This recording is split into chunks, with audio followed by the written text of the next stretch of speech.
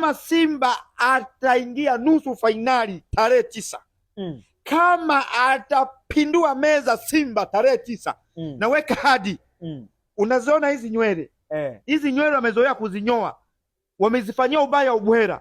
Hizi nywele zangu nazigaramia sana Baba Rabiat, wasininyoe na kiwembe. Naomba washabiki wa Simba wataponiona wachukue chupa ya bia, sio chupa ya soda, chupa ya bia ndio inanyoa vizuri. Waikate wachukue hiki kichwa changu waninyoe, wanyoe nywele zangu, alafu akimaliza kishakuwa kipara wapige na makofi kwenye kipara waninyoe na chupa ya bia.